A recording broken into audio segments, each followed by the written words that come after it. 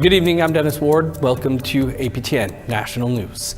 The principal of an elementary school in Fort Frances, Ontario, has been charged with child luring by provincial police. 53-year-old Shane Beckett is alleged to have communicated over the internet with a child he believed to be under the age of 16 for the purposes of committing a sexual assault. That's according to court documents. The alleged communications happened between February 9th and 13th. Beckett was the principal of Robert Moore School at the time of his arrest earlier this week. He's being released on bail. His next court date is April 2nd. None of the charges have been proven in court. Spokesperson for the Rainy River School District says counselors are available at the school for students and staff. Fort Frances is 360 kilometers east of Winnipeg. Beckett started his teaching career in nearby Anugaming First Nation. The first-degree murder trial of a 24-year-old man accused of killing a 20-year-old Anishinaabe woman from the Saugeen First Nation continues in Winnipeg this week. T.R. Wheatley's been at the trial and has these details. A framed photo of Mackaylah Gerard-Roussin is carried out of the courthouse by some family that have been inside for the first-degree murder trial of Josh Benoit for allegedly killing her back on August 25th, 2022. Benoit is pleading not guilty in this judge-alone trial. Over 9 days, they have sat through the testimony of 19 witnesses called by the Crown.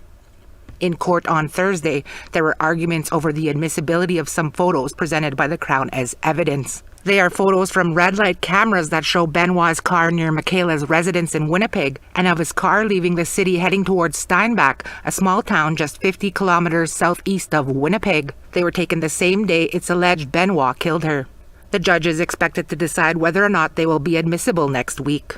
Last week, RCMP officers testified they responded to a 911 call on August 27, 2022, to which the caller indicated Benoit had committed a homicide at his mother's home in Steinbach.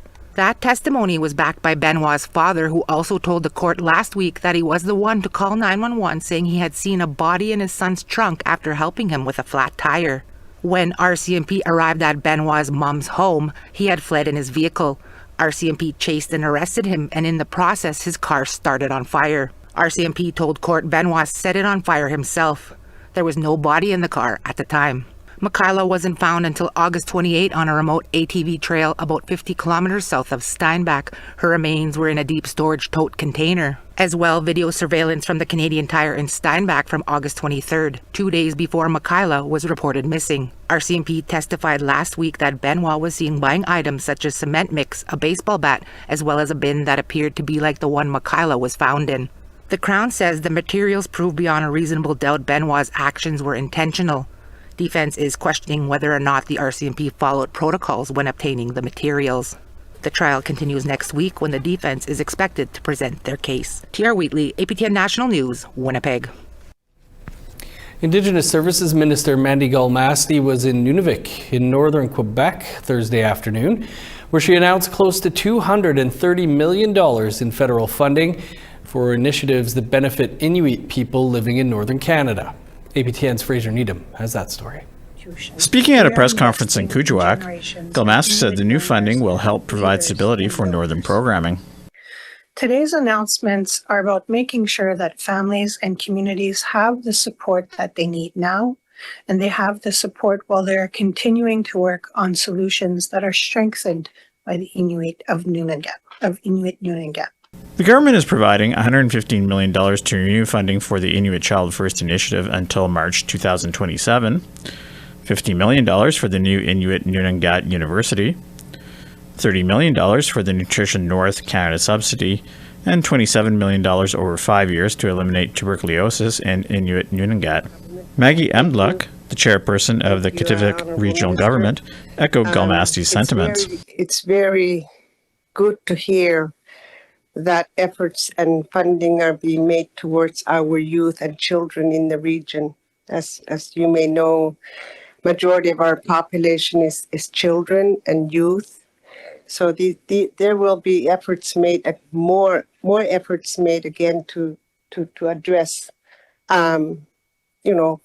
for the future of our population. However, Nunavut MP Lori Idlow questioned why this funding wasn't part of the Carney government's budget released last fall. She also said the funding for the Inuit Child First Initiative won't be enough to address the current backlog of applications. I have current constituents that have reached out to me who, after the program was extended, are still waiting for responses from Indigenous Services Canada on their current ICFI applications. They've been waiting 8 months, 9 months for their applications. And what about these applicants? Fraser Needham, APTN National News, Ottawa. A Native American-run encampment sits across from an Immigration and Customs Enforcement or ICE detention center. The site has a history of detaining Native Americans, as more than 1,600 Dakota were imprisoned there after the U.S.-Dakota War of 1862. As Savannah Craig reports, a Dakota woman is using the camp to help heal after being imprisoned by ICE in this detention center in January. When we would go to the bathroom, we would be led around in our shackles on our feet and on our arms. Sophie Watso spent 48 hours inside the Whipple Detention Center. It's a concentration camp in there. That's how this Metawakan Dakota woman explains her detention by immigration and customs agents, better known as ICE. Now she's back with her loved ones. She was detained in Minneapolis on January 14th. That's when the violence began. Put me on top of the glass that they just broke, and they ripped my dog from my arms and put me in a vehicle by my neck, trying to get me to sit down. She was detained over a kilometer away from Fort Snelling. This is the same site where 1,600 Dakota people were imprisoned following the U.S.-Dakota War of 1862. On my way being transferred to Fort Snelling, I sang a prayer song, one of the only prayer songs that I know fully by heart. And the prayer is asking for help, expressing my will to live. And I knew that my ancestors were where I was going at Fort Snelling. And so I wanted to pray to them, and I wanted to greet them in a good way. And I really, really needed them to hear me. And I know that they did. Now Watso is finding community and healing in a space that's not so far away from the detention center. Well, we are in the process of getting this bison hide ready for stretching and tanning. Community members have been donating supplies to the camp. This is my first time handling bison in these last few days. And it feels really good. It feels like I'm reconnecting, to something that was already in me. Here on the encampment grounds, people are gathered by the fire, but not far behind them is Whipple Detention Center. Encampment participant Zachary White is from Leech Lake Reservation. He's hoping the encampment will spark dialogue with the state and the federal government. ICE was the last straw. They come in here. I watched them terrorize my neighbors. I watched all these people come together and stand up against them. Erica Crazy Hawk is from the Crow Creek Sioux tribe. She's part of establishing the camp. She says the trauma of the state taking her people is in her blood memory. When these things started coming, it kind of shook up a lot of, the people here that, especially the Dakota exiled, being forced out of our lands, being taken, from our teepees and our bark lodges like that. We got soup most of the time. For Watso, the encampment is an important stand against ICE and the detainment of community members. We're in prayer. This is not a protest camp, it's a prayer camp. And the things that we pray for are for the safety of those people in there, everybody who's detained, kidnapped, and not only in that building, but in this whole country. Savannah Craig, APTN National News, Minneapolis, Minnesota. Coming up after the break, our Truth and Politics panel will be here to discuss Métis Nation Saskatchewan cutting its mental health and addictions programming. Stick around.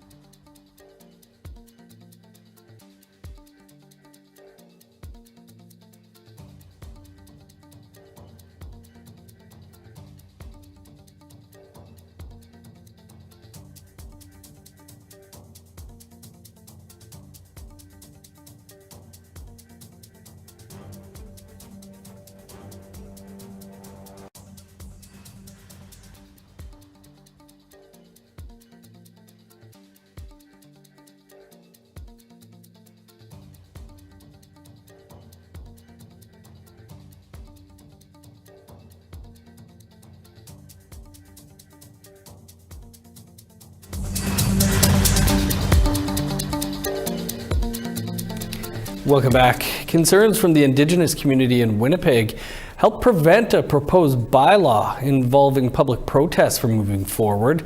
Sav Jonesa explains.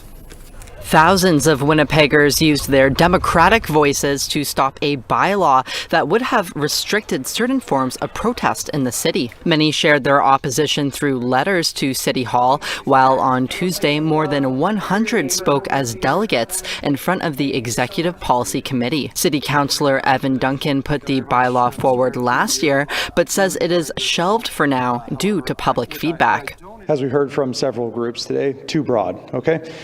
That's a great point that the community is making here. My bad for not doing the extensive community consultation that is needed in this case, but I'm still supportive of safe spaces within the city of Winnipeg. The proposed bylaw would have restricted what it called nuisance demonstrations within 100 meters of designated facilities. Protests that obstruct pedestrians or vehicles without a permit, ones that used items like megaphones without a permit, and protests objecting ideas, actions, or specified characteristics of certain people or groups. Those in opposition feared the bylaw was too vague, could be used inappropriately, and would infringe on charter rights. The public doesn't seem to care or aware of the violence towards us Indigenous women until we make it loud. With our drumming, our megaphone, making it inconvenient for people to get home. Delegate Viv Ketchum was worried how any future bylaws like this could impact Indigenous-led protests. She wore a ribbon skirt, medicine pouch, and a red handprint on her face representing silence and violence against Indigenous women. She says these are all symbols of resistance. I don't want my Indigenous voice silenced. I spent my early years with my voice silenced by the church and the federal government. I have found my voice. I'll still be out there protesting, alone or with my brothers and sisters. Delegate Kaki K. Thundersky says bylaws like this would further criminalize movements that Indigenous people have relied on for securing their rights. It's been a way that our people have survived these policies that continue to attack us, is resistance. And they shouldn't have a say in that. They shouldn't have a say in us standing up for injustices on our own lands, on our own territories. Because if we didn't stand up, we wouldn't have survived. We wouldn't have had the rights we have now. We wouldn't have had the access, and our cultures and our ceremonies wouldn't have survived either without resistance. Duncan says he wasn't surprised by the unusually large turnout of delegates considering the issue, and says it's a great sign of democracy working. It's important that those folks are heard. Doesn't mean that they're going to change or impact the decision of council. Ultimately, council is supreme and they'll make a decision.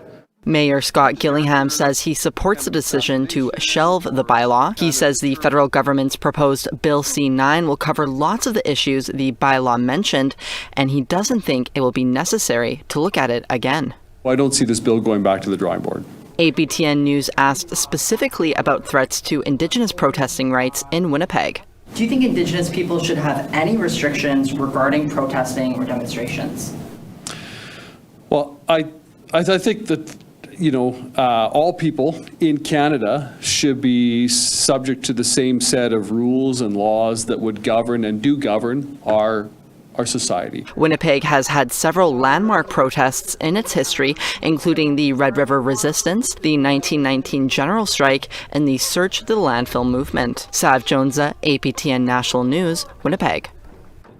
Métis Nation Saskatchewan says it has made the difficult decision to reduce mental health services due to federal funding cuts.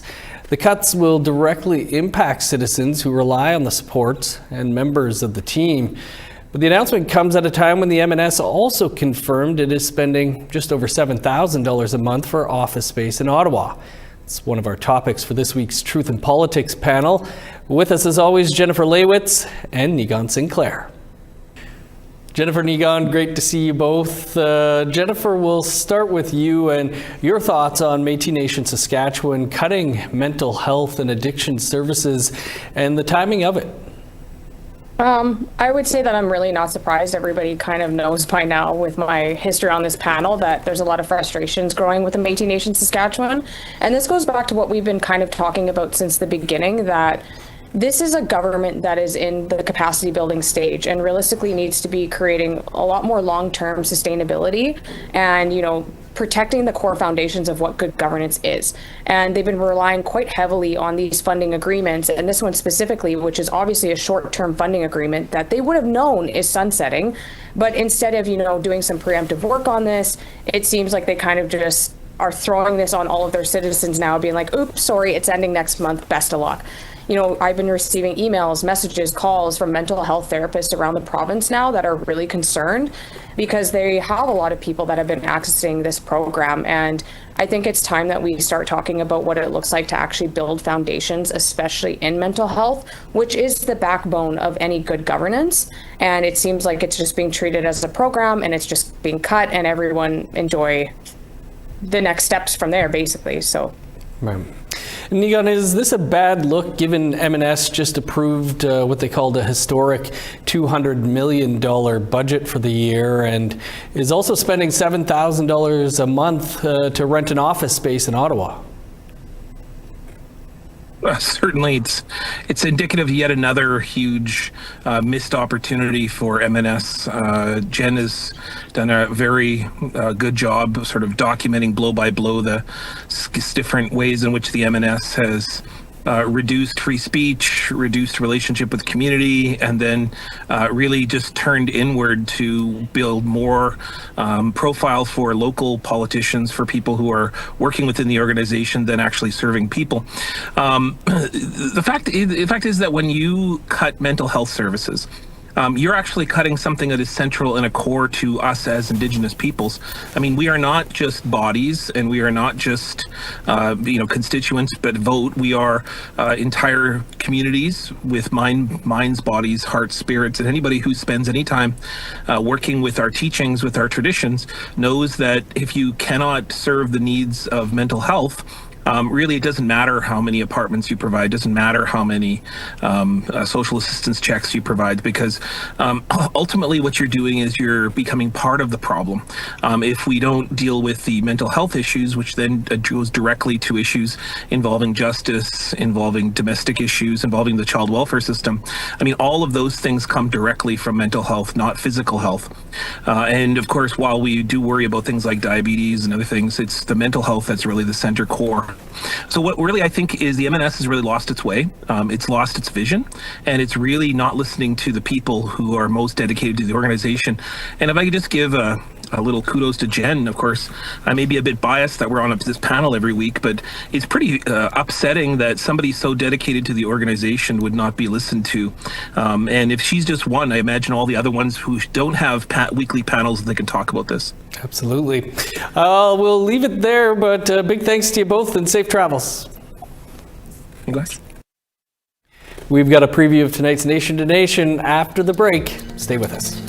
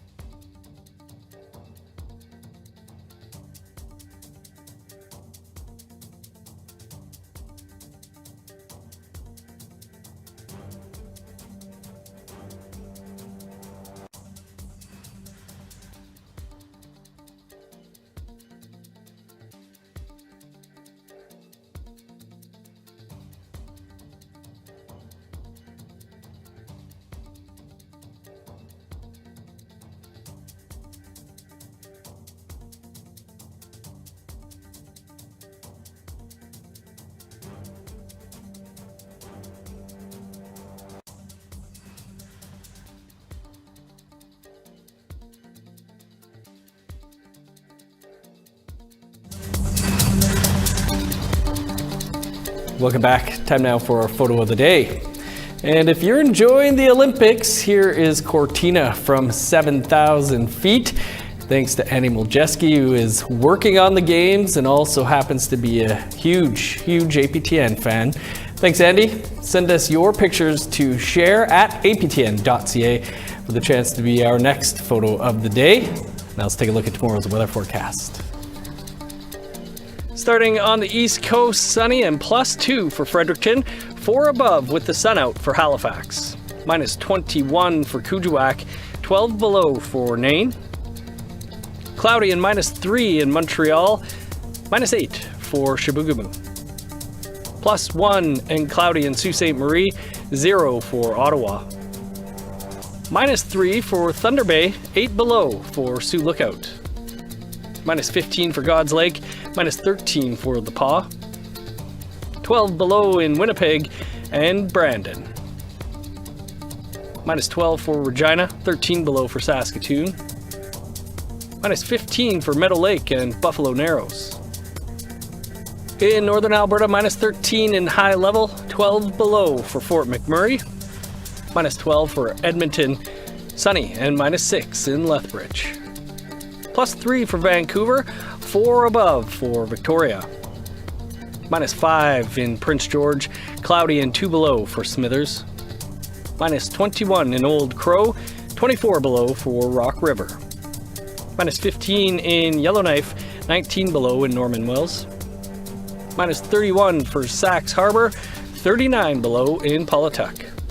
-20 for Chesterfield and Baker Lake. -37 in Resolute, 33 below in Arctic Bay. Over to our Ottawa studio now, where Karen Pugliese is standing by with a preview of tonight's Nation to Nation. So coming up tonight on Nation to Nation, Native Americans in Minneapolis have been detained in recent ICE operations, and community members are now organizing patrols, monitoring federal activity in real time and trying to protect their neighbors. We'll have more from APTN reporter Savannah Craig, who's been on the ground, and that's coming up in just a few minutes on Nation to Nation. Good stuff, Karen. Thanks. APTN Investigates returns this week with an all-new episode.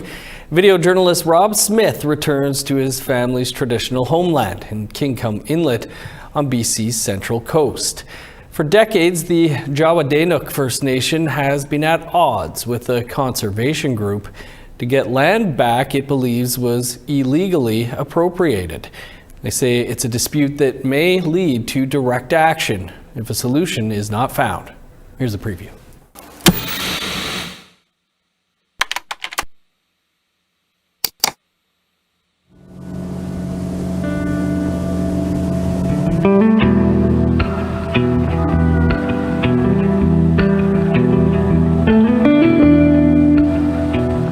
It's a spur-of-the-moment decision. Chief Willie Moon decides to head down the river.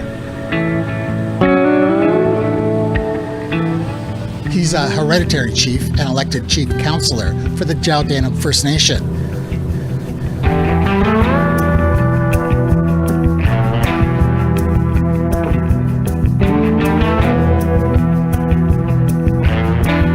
He has a story to tell. We're dealing with Nature Trust. They purchased a lot of this land. The land was stolen from us. Ernest Halliday was an Indian agent up here and started just giving away land and really never talked to our community about it. Okay, there's a ton to unpack in that statement. Trust me, we'll get there. But the focus of this morning's discussion is Nature Trust.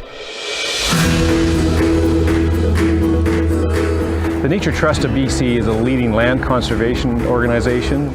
Established in 1971, Nature Trust of BC is a nonprofit conservation organization. Across the province, the group has acquired over 500 areas protecting 180,000 acres of land and water. That's what we're fighting for now, is to get that land back, but dealing with Nature's Trust, it's a battle and a half by itself. And you can catch APTN Investigates a King Comes Ransom, airing this Saturday on APTN. That's all the time we have for your APTN National News for this Thursday. TR will be here tomorrow, 1 p.m. Eastern Time, for your first look at the day's news. I'm Dennis Ward, Marcy Miigwech. Thanks for being with us. Stay tuned. Karen is up next with Nation to Nation. Have a great night.